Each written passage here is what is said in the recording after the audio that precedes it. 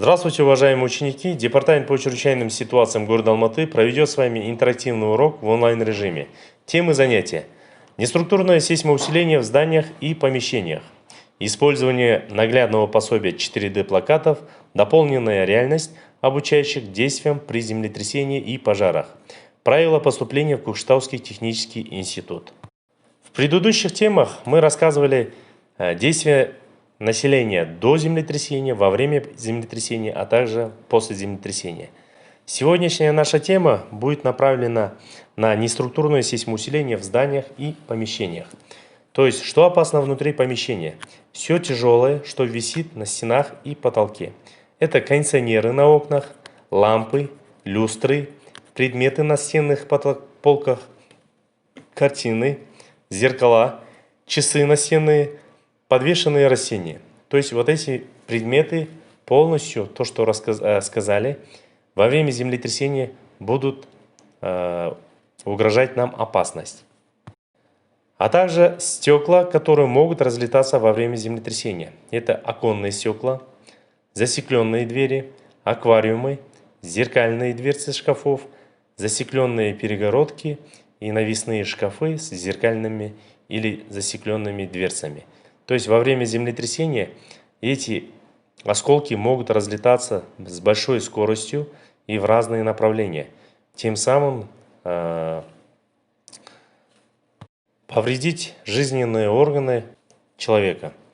Поэтому мы можем что сделать? Эти стекла, окна полностью заклеить защитной пленкой, чтобы они во время землетрясения не разлетались в разные стороны.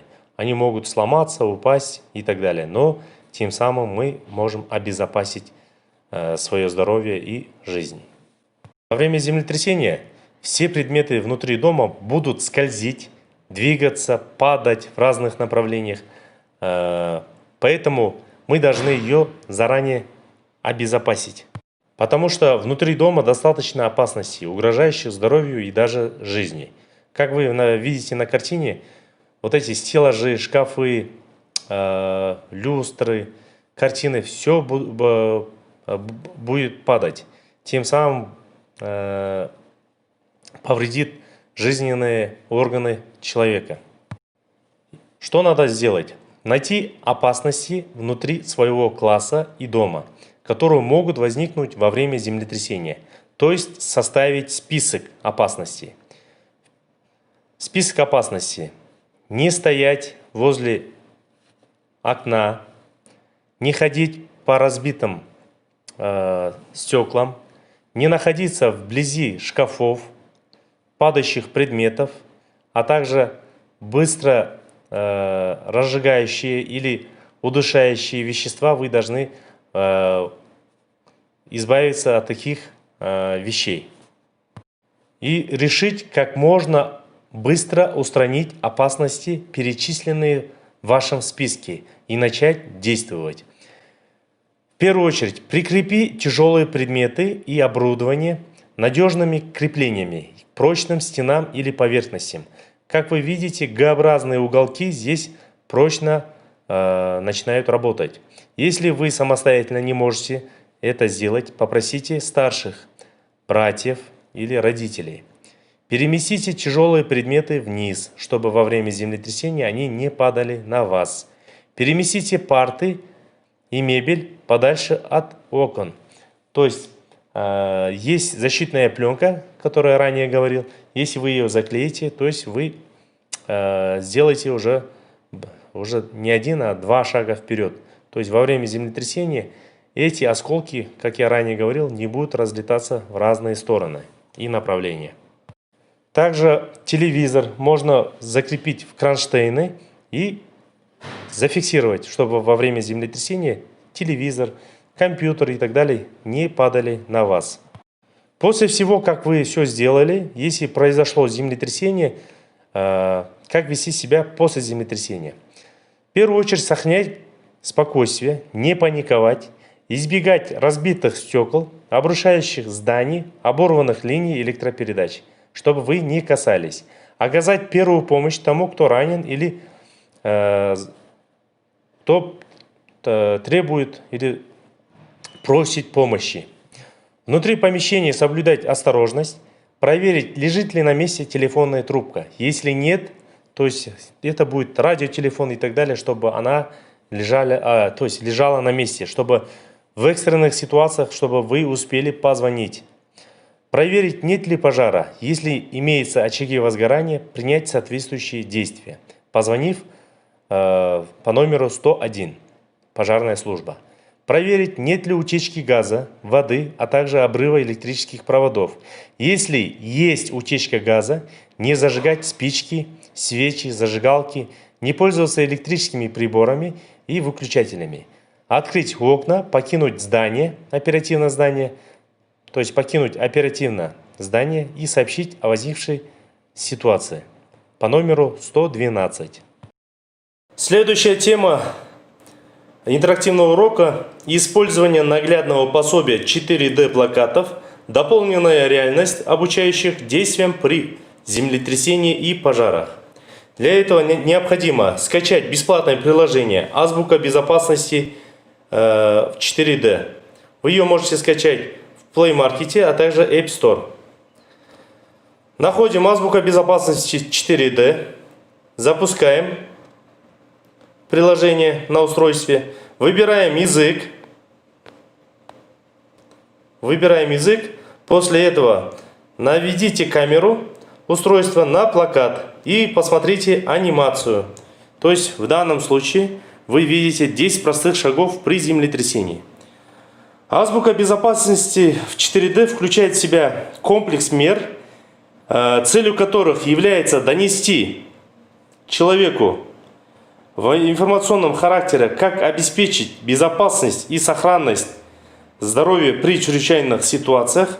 При наведении на плакат воспроизводится видео и озвучивается комплекс мер, которые необходимо соблюдать при чрезвычайных ситуациях. Первый шаг. Если вы почувствовали землетрясение, сохраняйте спокойствие, не поддавайтесь панике. Второй шаг. Не пользуйтесь лифтом и лестницей в момент толчков. Третий шаг. Отойдите от мебели, окна, люстры. Четвертый шаг. Найдите укрытие, накройте голову руками. Пятый шаг. Покиньте помещение после прекращения толчков. Шестой шаг.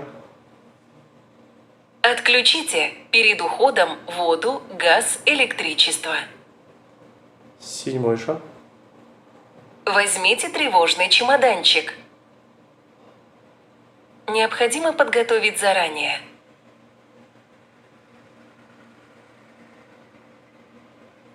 Восьмой шаг. Держитесь подальше от электролиний, зданий, деревьев. Девятый шаг. Будьте готовы к повторным толчкам.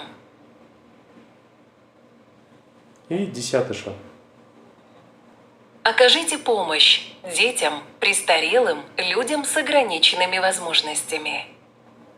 Также в 4D плакате вы можете увидеть экстренные службы, которые необходимо звонить с вашего мобильного телефона.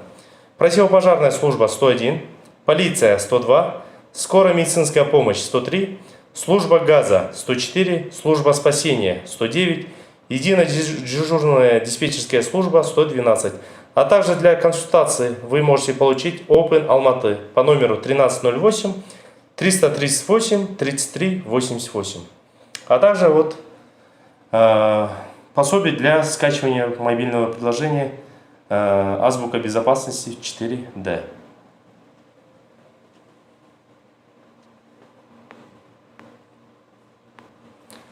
Следующий плакат – это действия при пожаре.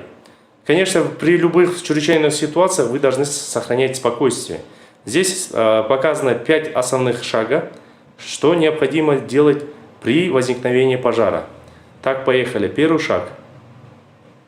Обнаружив запах дыма или очаг возгорания, немедленно сообщите в пожарную службу по телефону 101 112.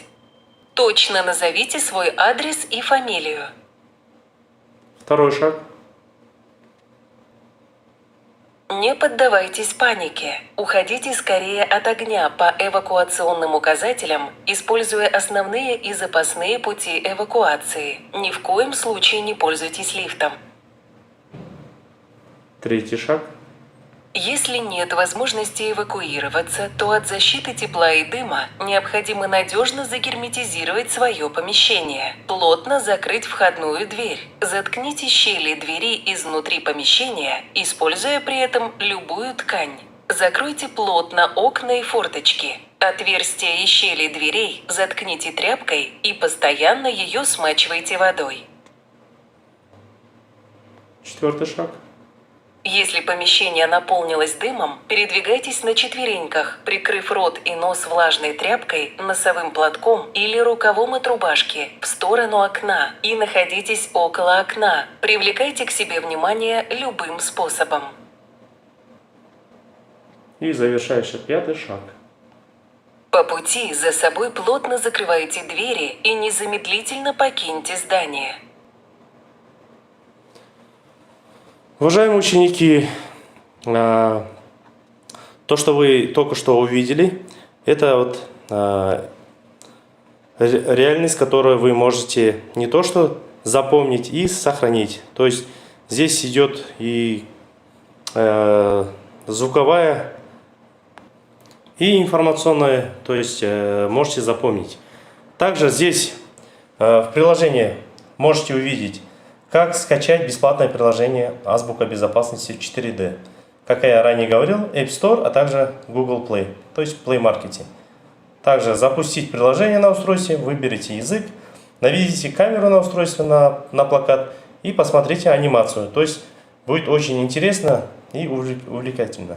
Поэтому советую скачать мобильное приложение «Азбука безопасности в 4D». И в наших плакатах можете вот такие анимационные плакаты воспроизводить со своего смартфона. 9 октября 2020 года на площади Тавельсизда города Кокшетау состоялся торжественный церемониал проведению присяги 147 курсантов первого курса факультета очного обучения Кокшетауского технического института МЧС Республики Казахстан. В торжественном мероприятии приняли участие министр по чрезвычайным ситуациям Республики Казахстан Юрий Ильин и аким Акмолинской области Ермек Маджикбаев. Также министр по чрезвычайным ситуациям Республики Казахстан Юрий Ильин посетил Кокшетауский технический институт и ознакомился с материально-техническим оснащением учебно-тренировочного полигона КТИ.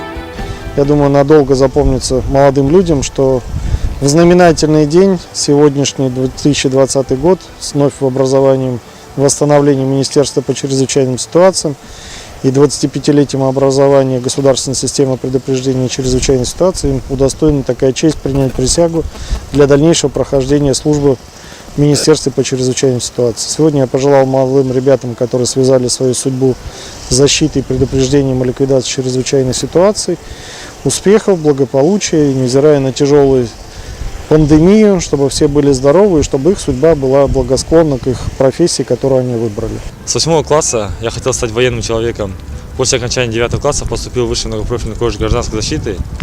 На 3-м курсе я спас ребенка в 2018 году, после чего я мог уверенно сказать и подтвердил этим поступком, то, что моя будущая профессия – это спасатель.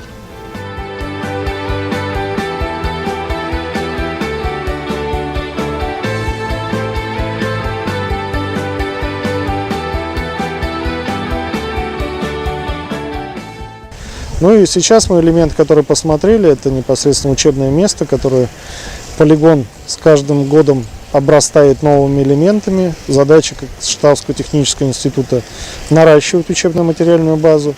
Мы сейчас работаем над тем, чтобы улучшить материально-техническое оснащение именно института с целью подготовки здесь квалифицированных спасателей, квалифицированных офицеров, которые придут служить уже в подразделение и знали, с чем им придется сталкиваться. К сожалению, на протяжении многих лет данной учебной базе не уделялось внимания. Я думаю, что в ближайшие годы мы должны эту базу сделать одной из самых передовых у нас республики, где проходит подготовку не только курсанты, но и гарнизон Акмолинской области.